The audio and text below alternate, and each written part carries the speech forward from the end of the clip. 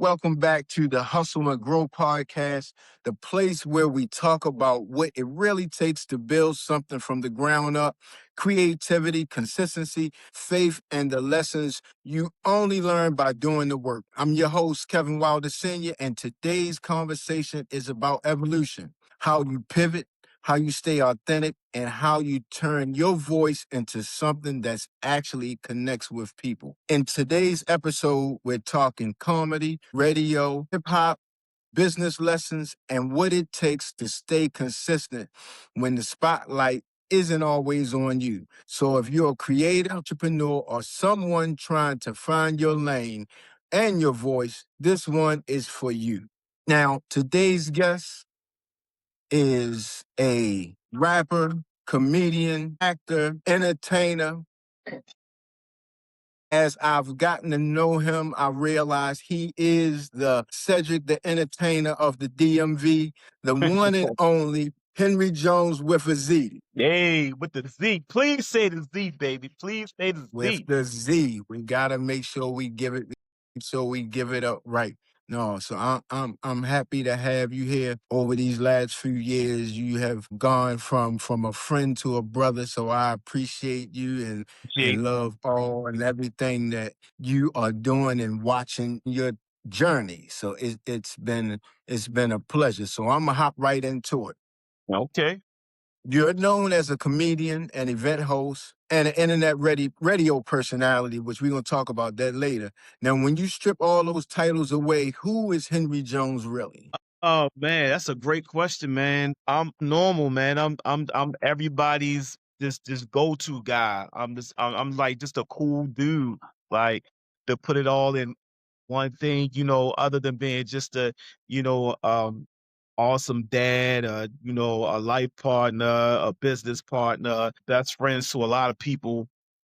It's just a cool dude, man. It's just a hard worker, entrepreneur, just trying to find my way through this life and do it comfortably. No, that's what's Yeah. up. And Ain't I, nothing special by about me, me, man. I'm the same as ever. I'm real approachable. I'm just like everybody else, man. now I'm gonna correct you on the nothing special Okay. because as I've gotten to know you, I have as a marketer, I kind of evaluate people and put people in certain categories. And over the past few years, I had to realize that you fill a lot of different baskets. And then one day it hit me, you're just an entertainer. You're an entertainer no matter what it is.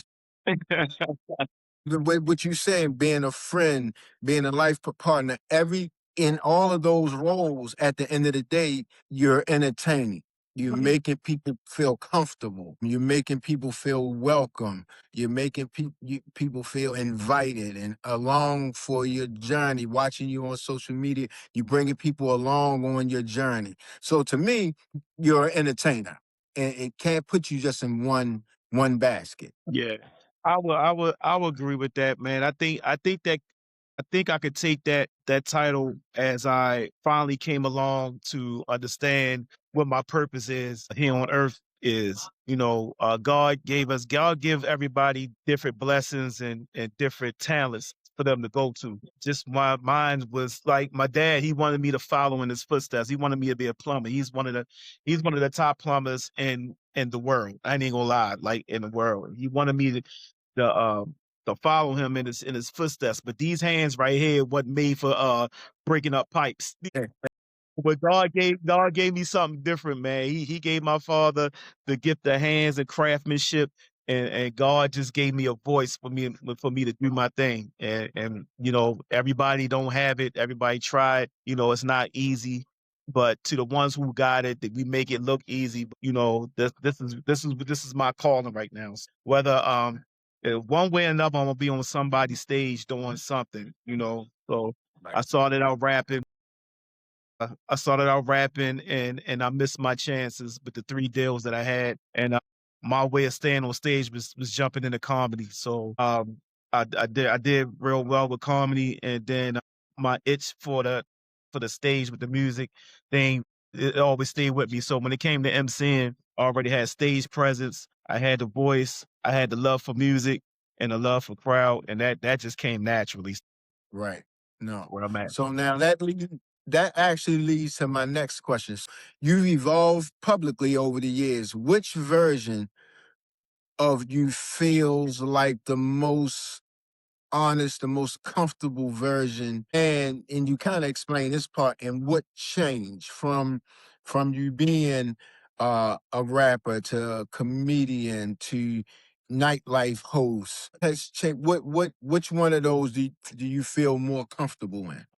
I feel more comfortable when I'm hosting, when I'm emceeing, or both comedy. It's like I mastered the emceeing, hosting thing, and even though rap has passed, I still have the bug in me every now and every time. Everybody can rap, but everybody just not. I'm a Illuminati nice. I would put it like that. I'm at a lot higher level as far as rapping, what it is, But when I jumped into comedy, comedy is like the comedy with all this stuff going on. Comedy is the rarest form of entertainment ever that I believe in, because these stories, once you find yourself and this comedy and you use your life experiences to talk about it. It's the rarest and the realest entertainment that you're ever going to get from anybody. Like these stories that these comedians tell on stage, and when they end themselves, like these are real life stories that they take in, that they know that everybody goes through, and they just making it universal funny. Right. No, that's so now take us back, because in the life cycle of every entrepreneur and business person, there's a point where what you're doing is a hobby, and then you take that hobby to a hustle, and then you scale that hustle to a full-fledged business. When did you first realize that the mic, whichever form it was in, but the mic was more than just a hobby to you? When I think when everybody kept coming to me saying that I should do this for real, or I'm this nice, or I'm this funny, or these are the things. So I never jumped up and was like, yo, I'm gonna go ahead and do this. Somebody always pushed me to do what I wanted to. More recently, um with comedy, um I was always just funny outside of stepping on stage, before I even stepped on stage, and I used Facebook as a platform to just say some crazy things on social media, and everybody laughed. So I was getting like a lot of, like, every post I would get with like even like 200 comments, 300 comments, just getting down on the stuff. And me and my ex-wife at the time, she was like a family counselor, and she was like a life coach. So I would take her things that what she was doing, but I will make it funny. I would talk from the guy side, because we always funny when it comes to real problems. And the things that I was saying, it was no holds barred. I would say what I want. I would say it how I want, whether I was cursing, whether it was, provocative or whatever, but this is how we talk when we on the streets, when we in the barbershops and stuff. And these was just some funny things that we went through, my experiences. And from there, everybody just thought that I should just step on stage and try to do this and do that. Everybody, these were the people that pushed me.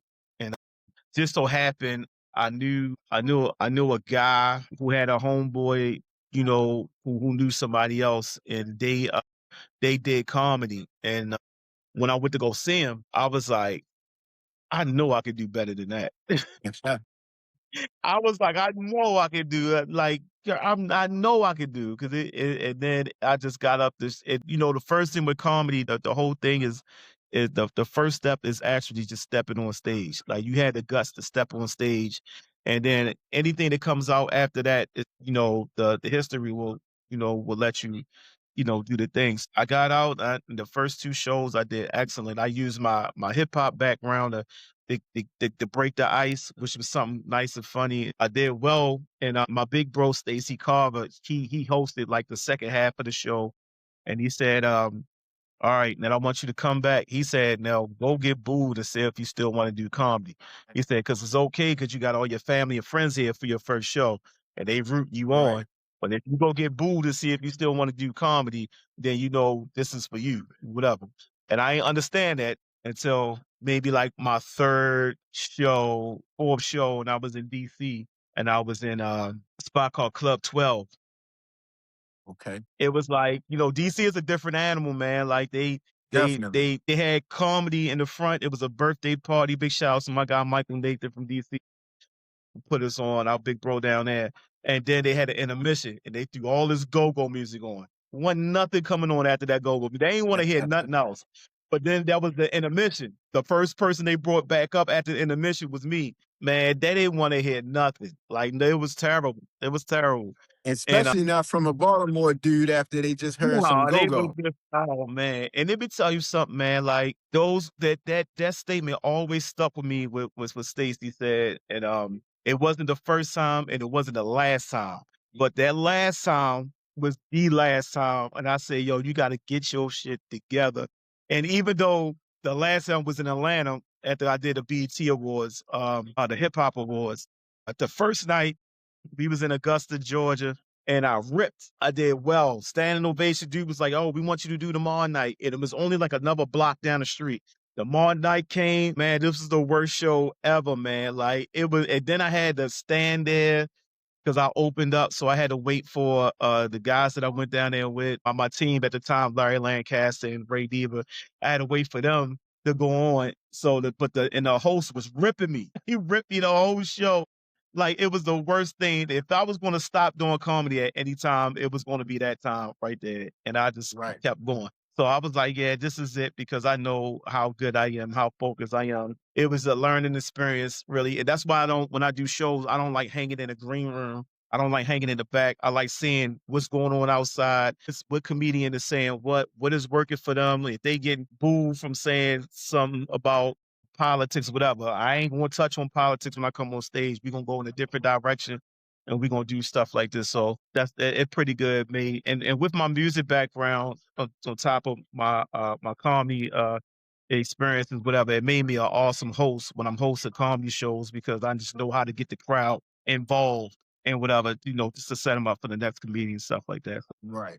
No, that's good. Now, Yeah. how much of your material comes straight from your lived experience and how much is intentionally exaggerated? My every last joke that I have is a real life experience.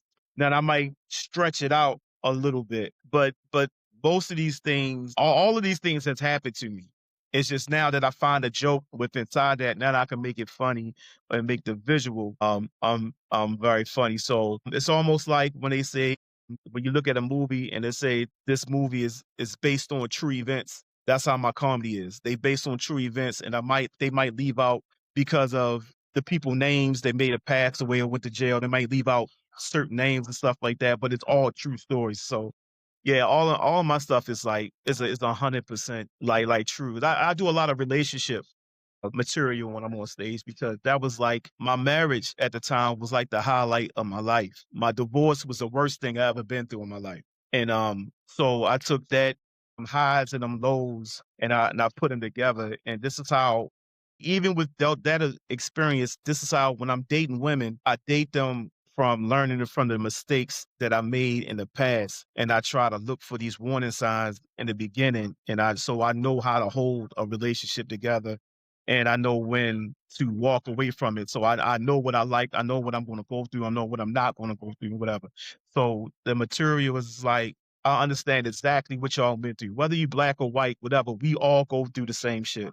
Financial, Right. eating, physical, emotional. We all go through the joys and the ups and downs of relationships. And that's what makes me like when I get on and I start telling my stories, that it makes it just hit real hard because everybody understands what I'm going through. Now, you've built a presence on the internet. Now, what does hosting allows you to express that maybe stand up doesn't? As far as party hosting, Yeah, yeah, yeah. man, party hosting is really getting to the roots of why I really jump on stage being entertaining. I love music. I love it. It's like I missed that chance, and I'm a great comedian. So, but I'm an even better rapper and party host. So that's saying a lot. Like so, when I touch that mic and just that 1 2 1 2, it's just like me kind of holding on to my first love, which was rapping, and before I jumped into the comedy thing and like that, man. It's nothing like just just being a humble MC, because a lot of MCing it's not like it used to be in the beginning. First, when you was an MC, the only thing you did was pumped up the DJ, and that was all you supposed to do. But now it's like a lot Right. of MCs, not all of them, but a lot of MCs, everybody just want to be a star, and it's just like they not practicing their craft and really taking, what they doing, you know, too far, so far. Some dudes don't even know none of the songs. You're not projecting your voice. You're not doing this and that. But a lot of them are. It's just that's just one thing that as soon as that I don't get nervous about. Like I get nervous every time I'm ready to do a comedy show. Every time, it doesn't matter. Well, they say it's not my nerves, it's my adrenaline. It's running. But when I'm getting ready to get on that microphone to host a party or something like that, I'm in my element. I feel like I'm at home.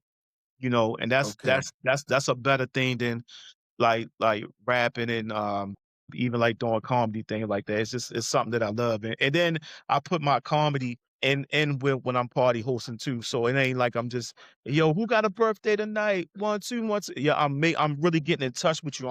I'm looking at you. I'm pointing you out. I'm saying something good about you. I'm saying something funny about you, and stuff like that. So that's a Matter big. of fact, yeah, speaking of that, I guess it was probably maybe almost a year ago. Frank Ski shook the landscape when he made some comments about party hosts messing up the party, being loud on the mic, over talking, and messing up the whole flow of the night. That's something that I have not seen you have a problem with, but speak to that a little bit. A big shout out to all of our big brothers, Frankie. And this is coming from a lot of DJs don't even need MCs because sometimes they could do it themselves. Frankie is one of them. I seen him do it personally, and I haven't seen Frankie. And I'll bring out to the more recent dates. A few years ago, I seen him do Dish Day and Drew Park, and this is my first time really seeing him like on the mic. And I was like, yo, he's really nice with it. You know what I'm saying? Even he's old school, but he was really nice with it. Some guys can really just do too much. See, with MCing, the key to get to an MCing is like you don't want to have no dry spots, but you don't want to do too much because the people still want to hear the music. Now you can be really like talking over top of somebody you could be talking over somebody's favorite song at the time, and you're not saying nothing. You talk about some Right. buffalo wings and you take whatever is you're not talking about nothing. Now, if you singing a song with it, then yeah, that's cool. But if you just on the mic, and so I hate when somebody just they at a party and they be like, yo, let me hold the mic real quick. You let them hold the mic, and then they ain't saying that, yo, son, give me my mic back. Like I'm just trying to have fun, which you try to get you involved with the party, but yo, you're not saying nothing. Like, go ahead. So, and it's just like you really, really gotta be. It has to be about the DJ and about the music. That's what MCing is. That you controlling the crowd, but you really getting them live because they come to party. They come to hear this music. They come to drink it. That the alcohol is already hitting, but now they really trying to hear this music, and you got to get the DJ. The DJ feeds off the MC and the music. So if you're not out there really trying to shine and be a star and whatever, if you want to be a star, whatever, go just start rapping. Like, but this party hosting is something a little different.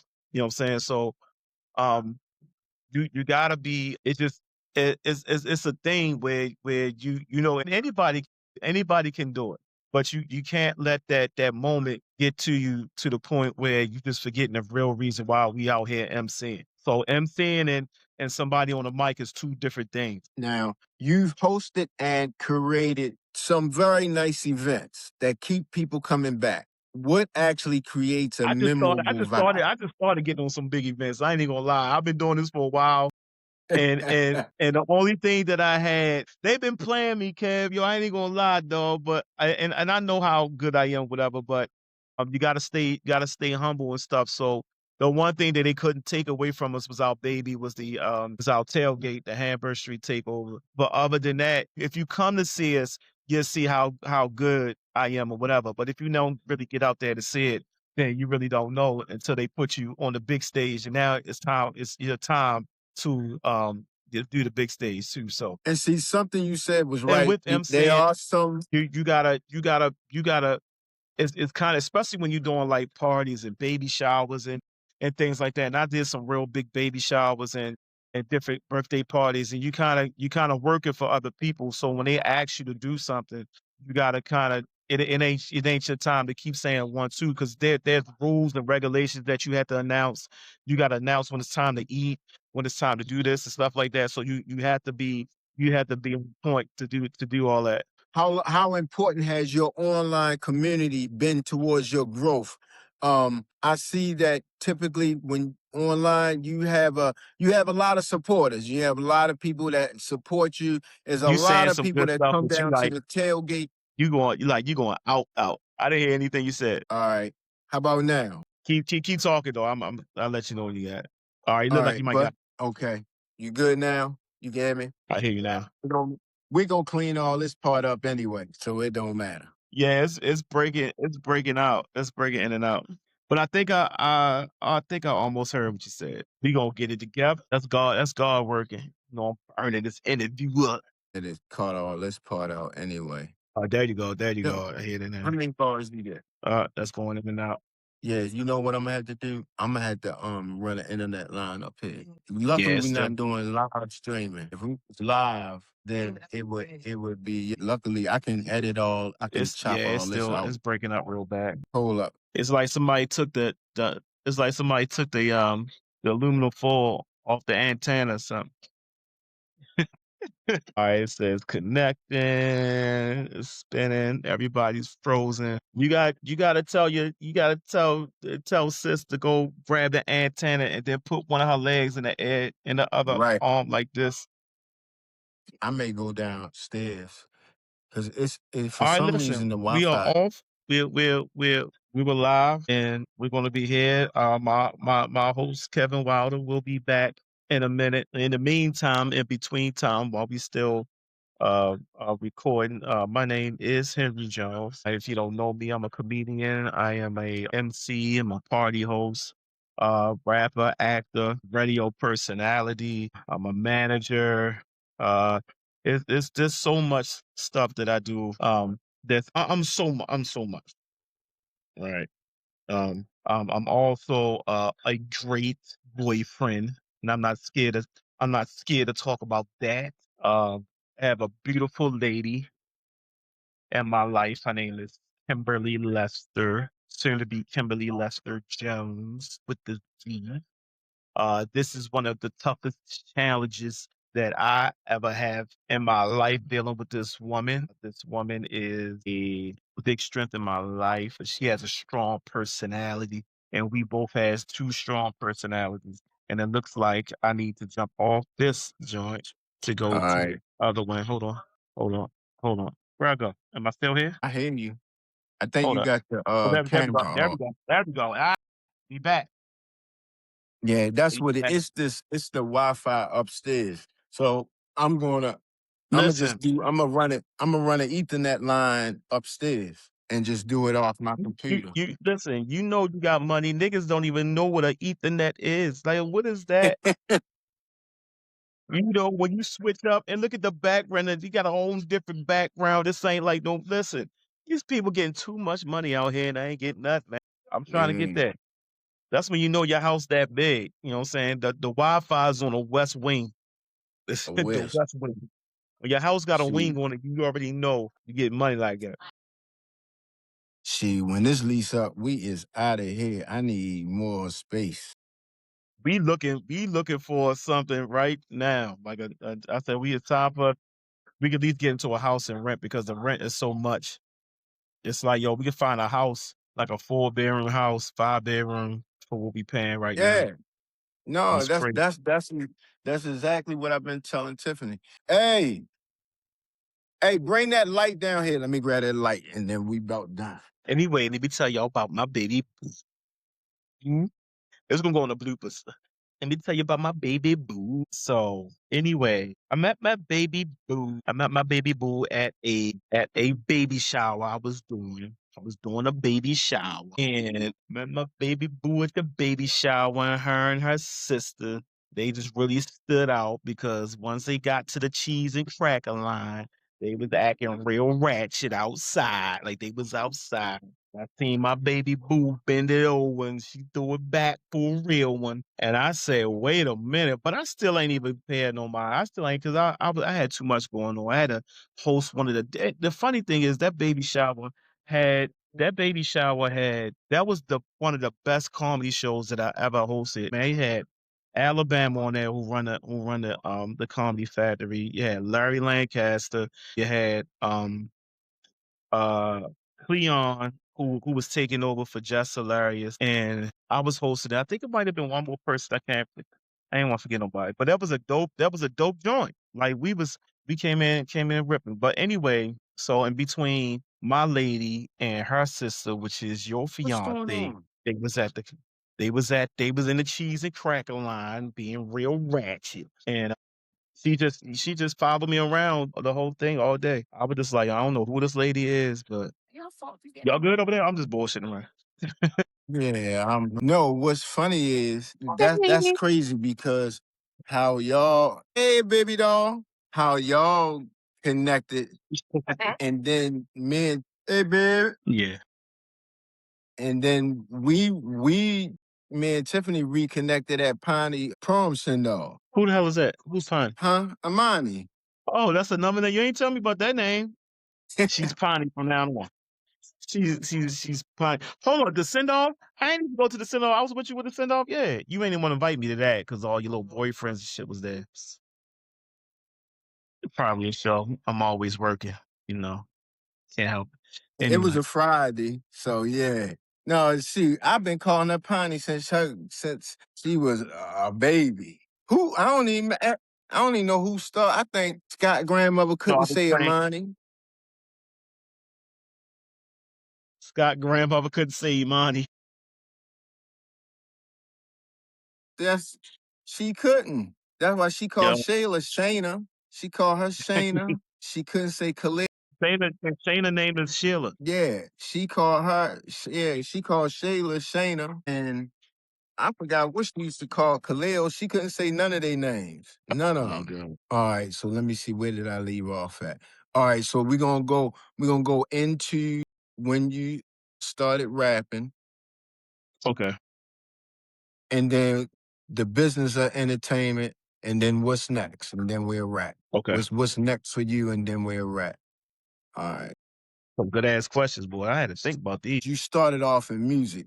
How did that start? And where did it take you, and how did you transition? You mentioned a little bit of it, but tell us how that happened with the deals and everything. I started rapping, and when I really recall back, I could take it back to like the '80s and when Run DMC first came out, when hip hop was really born, breakdancing and stuff like that. I was in Dutch Village, but it wasn't until I moved to Sedonia. Me and my dad living on Bowley's Lane. This is around the time when WWIN was popping, where they had the hip hop stuff Mm-hmm. on WWIN and stuff. And I think the first rap song that I ever like knew from front to back and kind of wrote down was Houdini Funky Beat. And I was doing that fluently, so I started rapping then, like writing stuff down, but that always stuck with me. But to bring it up, because I was just talking with my lady the other day, I showed her the guy who really had me rapping. Like he's a gospel rapper now. Like he grew up with us in Dutch Village. He was my big bro. He was always doing stuff in his house with the pause mixes and the turntables and stuff. And he was rapping, and I joined him, did my first rap song, and that was it. But you know how like with any group, it's always like somebody will shine a little heavier. Than he was nice. He was my mentor. I looked up to him. Everything that I do on stage now comes from this guy. And but it's like I realized I was like above average when it came to this rapping and stuff. So I got into it. I did it over the years. I would go, I would stop. We had songs on the radio. We hit the radio before. And then I got into of course I got into the street, and it kind of took away. I still rap and stuff though, but I was concentrating on other stuff. But really when I had some deals on the table. The first deal I had, I had met these guys from New York. They used to come see us all the time. Big shout out to Pitch Black. And I remember one conversation I rapped for them and they wanted me to come to New York with them, to do some stuff with them. But the thing about that is I hear the stories about other rappers and entertainers and they be talking about they lived on the street or they lived in a car and all this other stuff. And I wasn't gonna be like that. I'm just like, yo, if I come there, like where am I gonna stay? Where I'm gonna live, whatever or what I'm gonna do. Mhm. And they didn't have an answer for that. But I had an answer for that, and I said, "Hell no. Right. I'll figure it out here." Right. The second deal, the second chance that I had, but I did watch them guys. We all went up and performed, and they I watched them open up for Big Pun, Fat Joe, and Noriega at there's a spot called NYC Bulls in the Bronx. It was wild. It was wild up there. So they all went up there, and but these New York guys, they all had Oreo hats on. They went up there deep, like they was Okay. repping Baltimore harder than we was. It was cool. But after that, I had another deal. I had another showing up deal on the table, and I was dealing with a young lady who just wasn't being supportive of what I do. And the selfishness of this young lady and the dumbness of me, it's just she said if I leave to go pursue this thing, she was gonna leave me. And just like that, I canceled the deal, which was the dumbest thing ever done. But no, because we didn't even last. Like it was just a form of control right there. If I was a little older, I'd have been like, "Girl, you crazy, you controlling me like that." Right. The third deal I had was more solid. I knew a dude who knew a dude who hung posters for Bad Boy Entertainment. He was going to get me an interview at Bad Boy from what he was saying.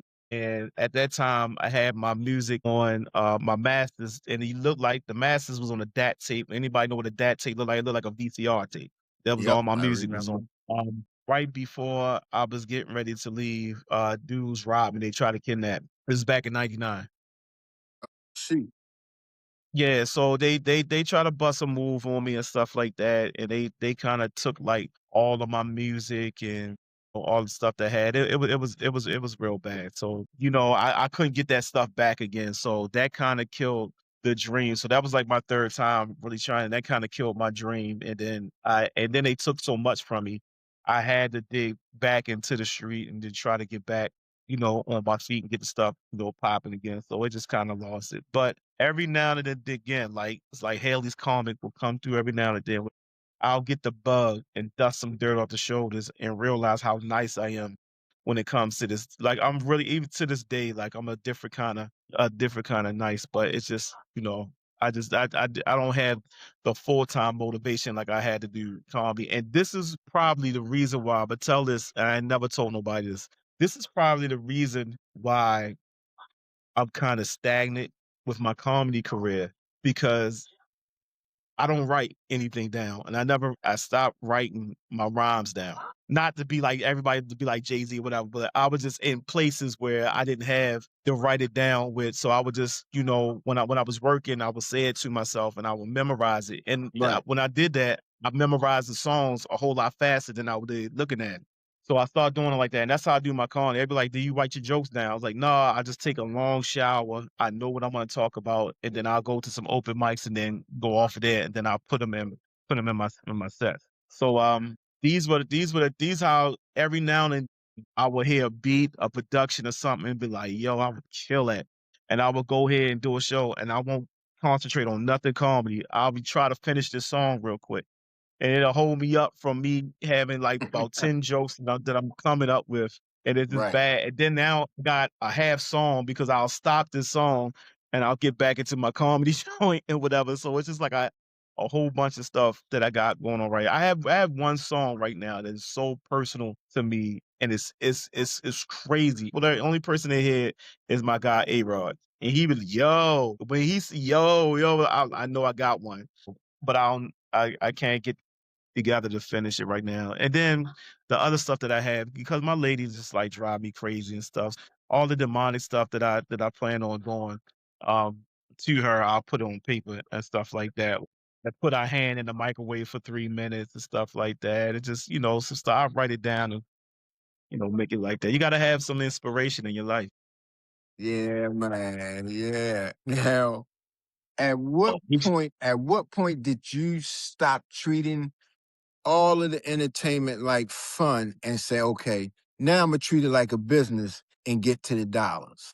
It has to be when I met my comedy mentor, Larry Lancaster. He really taught me the him and my other mentor, our team at the time, Ray Diva. Ray Diva taught me how to get in these clubs and get to know the owners and the promoters and really, just introduce myself and don't be afraid to say, can I get some stage time or something like this?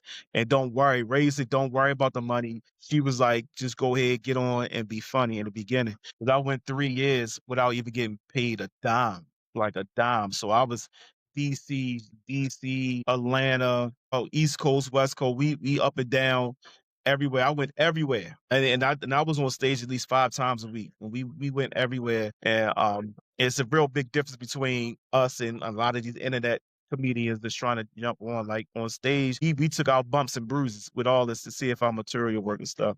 But Right, Larry told me once I got to the point where he used to be so mad at me too, like, yo, if you keep giving them free stuff, then what they gonna pay you for? Because they can see you every week down here. Yeah, I mean, you really busting ass down here, and you giving them free. So he was just like, told me some stories about he don't even care if his stomach is touching and he broke and everything gonna get put out and whatever, and all he need $500 and somebody offered him 450, 498. He had turned the 498 down until you get to the 500 because that's what he worth. He said, and if he don't get it, he don't get it, but he know that's what he worth. And right, that's where I really had to start taking it to see how good I was, to see how when um I'm I'm opening up for a lot of headliners, but when the show was over, they coming and telling me I'm the best one on the show. I was this, I was that, stuff like that. And I had to say, all right, Joe, you got your following up. All you do is now you gotta get the money. So now you could tell them, I need this, I need that, I need that. But in order to do that, you really had to have your material up. You had to stay consistent, and you had to have them nights every night. right. That's what I had them nights every night. Yeah.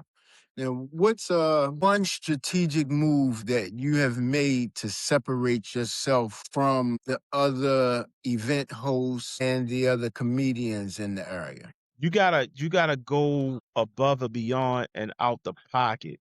And some people that I see doing, like when I'm emceeing, there's is nothing that I'm gonna not do to make sure that that one birthday person and that one party is having a great time. I might stand on top of the bar. I might stand on top of the chairs. A lot of people come in, they just sit down, they hear the music, you doing what you're doing, but they just not used to getting up.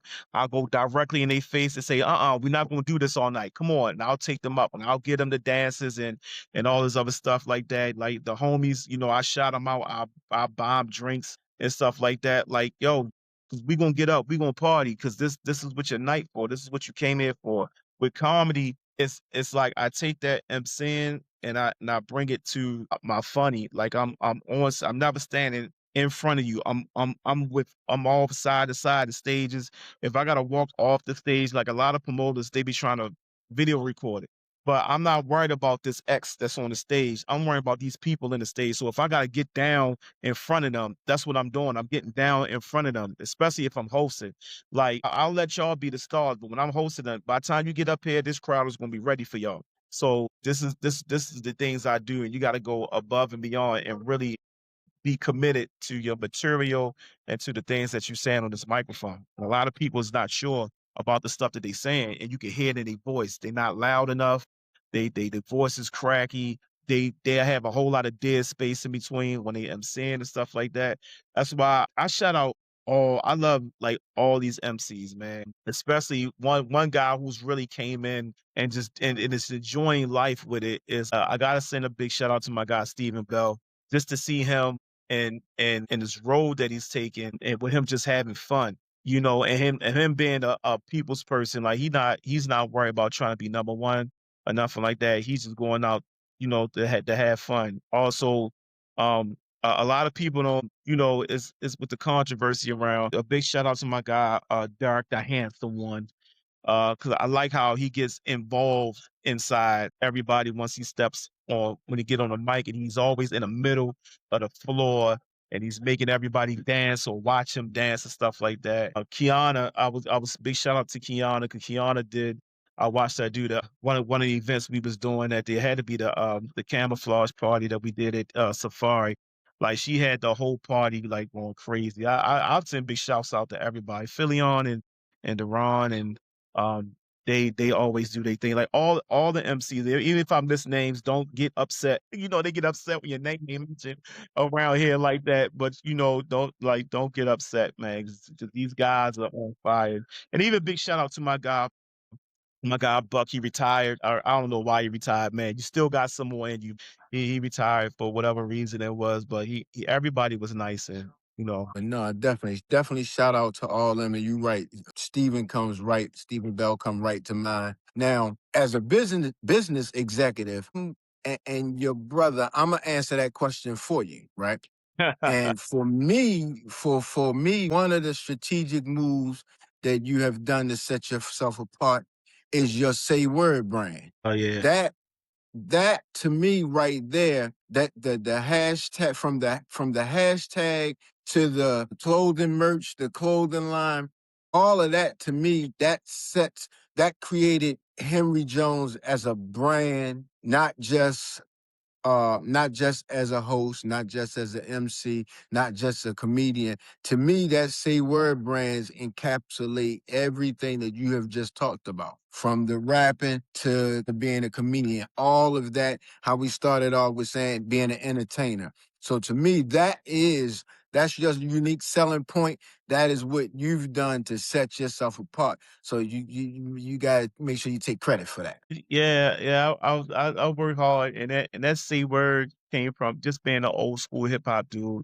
You know, it's a New York term. It's something that we all say came from up there. But every time when I jumped on Facebook, every time I would say something real, because that's when it's whenever you say something real, and they be like, it's almost like another word saying for real, yeah, for real. And when you say like, hey uh yo, they ain't give me my check this week. I promise you, they for real. Say I'm about to go slap somebody. Say word. You know I'm being for real. So that it's like an old hip hop. And when I used to end my Facebook posts, I used to put the hashtag. Once I knew what the hashtag does, I would put the hashtag and say word. And I did it so much that people caught on to it and they would say it before I even say it. Or they would just get up in the There you morning and go. be like, say word. So soon I say, yo, I'm gonna start putting it on a t-shirt. And when I put it on the t-shirt, everybody wanted it. Like I had a good run with the say word, still having a good run with the say word endorsements and stuff like that. So they know when you hear it, nobody else can say it different without knowing it came from me. And not to just take credit, just like that's just my brand, the name of it. Anything that I was going to name, even my comedy tour, I was naming Say Word. When I was doing my comedy shows, it was Say Word, the comedy show. I was going to name my cologne Say Word, but we changed it up and made it a little bit more essential. So I have a cologne out now called Love Jones. With this, that's a lot of people is asking for that now, and we designed to have that Yeah, I'm in. waiting. I'm waiting for that too. Yeah, I got to it's not, I thought I gave you some. I thought I gave you a sample. Did we give him a sample? No, I ain't get a We didn't cent. get. Okay, all right. Yeah, but you know, I got him in the car next time I see you. Within that, big shout out to my guy. I just got some good people around me, you know, and yourself. That's just giving me some different kind of energy. You know, I took a hiatus from comedy for a while and MCing for a while because I was dealing with when life is dealing with you and stuff like that. And so when I came back and I moved back to Baltimore, it hit me. It hit me again, and I said, "This new wave that I have, I'm gonna ride it out this time. Now, like I'm not gonna stop." And I just got good people. Big shout out to my guy Poppy the Bad. That's like a big business and just a friend. You know what I'm saying? Just a friend. That's my guy Poppy the Bad. Like he the one to put Yeah, me on with the um with the cologne. And big shout out to my guy Daryl, who was one of the first people who believed in me, who got me to host all of his events. You know what I'm saying? And Daryl, he believes in me so much. This is like a partnership, and with this thing that he always does, he don't do this for everybody, but anything that I do, he's going to brand it for me. He's going to make sure that we get to the top and stuff like that. So, and just me and you is Definitely just like shout a out to power. Mobile Printing. Daryl, that's my guy. I mean, he's a real stand up, honest guy. Even if when he making mistakes, he write it out and stuff like that. So that's my guy right there. Oh, and Now, so shout out, and a lot of this I can't. While I'm just giving people they flowers that's in my life that's helping me get to where I'm at. I gotta shout out my guy DJ A-Rod, who's been my right hand for over 35 years. And to the definitely. point like I took him with me on all my journeys. Now I'm like trailing him on all his journeys. Like it was like, all right, y'all, I brought you on stage with me. Like he came out the streets, stopped doing the things he was doing. He had DJ equipment in his basement that wasn't doing nothing. And I made him come out and do some DJ gigs. And now that man just took that thing and just gone right now. So it's like he's going further than I am with my stuff, but that's my bro. So Well, that's what you're supposed to do. you two together when he's DJing and you're hosting, it's a match made in heaven. It's not many that can connect and flow like that. And I'm trying to think. It might have been Golden Dragon when it hit me, and I was like, "Yo, it's about the third time I done heard them two together, and this is a seamless pair." So yeah, no, definitely shout out to A-Rod. You two And I tell are people like if Run DMC. because I wasn't getting booked for a while because I had to let them know that A-Rod teach me about business too, business and friendship, and to be able to go and do your thing, and we still come back and be friends. Like it's nothing personal if you take a gig and I'm not on it, or if I go do something else with somebody else, like we already know we solid like that. But I tell these a lot of people wasn't get me because they thought that I will always need A-Rod with me in order for me to MC, and I was just like, no, I can MC with anybody. That's what I do for a living. But if you want a show, ain't nothing touching me and A-Rod together. I promise you. Like but we've been doing it for so long. We know exactly what's going on. Whether it's a new song or old song he putting on, I know exactly what's going on. And it's about to be a second coming too because me and my cousin DJ AZ, we're getting like that too right now. But man, A-Rod is that's nothing that's gonna touch us. When nothing, nobody. I put that set against anybody. That Henry and A-Rod show, it ain't nothing touching it. I promise you. I promise you. And I love all of y'all respectfully. But there's nobody that's gonna touch that. I promise you. And I've seen it in action. So now, what's next for Henry Jones? What's next for Henry Jones? Oh, what's next for me is podcasting. I'm getting in. I have the ideas. I just haven't put the foot down on the ground and run it, which is coming along. I was waiting for the new year to come in to do everything. I'm getting into podcasting. I'm getting it. I need to be executive producer on that. I That's need to what. be Listen, I the got you. Listen, I'm looking to do. We all filming for our reality show right now. A lot of people don't even know. When we out, we doing it already and getting the clips. I'll probably definitely gonna have you and my guy Chris Blue, uh, uh, um, evolve with that project right there. We have I have the Cologne, the reality show, the podcast coming up, and really focusing on going mainstream as far as with my comedy and getting on bigger stages and not getting so a lot of times I mess myself up getting personal, getting in my feelings with stuff. So I wouldn't work with this person or I wouldn't do this thing. And now the new year coming in is just like it's water under the bridge. I just want to come in and work and do the things that God put me here to do. right. All right. So, hey, I want to thank you for taking your time pulling up. And with all of this, and this is where you when you come at and being so inspirational to being one of the new power forces in my life is really searching for I know my purpose in life and just getting closer with my creator and giving me the purpose of my life and on my journey and the building my relationship with God a whole lot. And you know, you as being like another brother to me it's rubbing off. And sometimes you got to have that good energy around you for it to rub off, for you to understand and see the changes to say, I want that for myself too, because something is different from him and it's good. And I want to do that. I want to be that good. And I want to learn how to do that stuff. So, That's what's up. and That's I what's up. appreciate No, I appreciate you. You just made my heart smile with that, man. You made my night now. Go eat me some that's ice my cream life. and cake. That's my long-term goal right there. There you go. Hey, so again, I definitely appreciate you coming through, pulling up, sharing your journey with us. You've been honest, unfiltered, and real. So now, for everybody, if you take anything from today's conversation, let it be this: your voice matters, but only if you're willing to use it and to stay consistent with it. If this episode spoke to you, do Consistency me a is the favor. main part. There you go. So now, if this episode spoke to you, do me a favor, subscribe, share it with someone who's building something of their own. And as always, remember, hustle is what you get when you start, but growth is what keeps you going. I'm Kevin Wilder Sr., and I'll catch you on the next episode of the Hustle and Grow Project. Peace.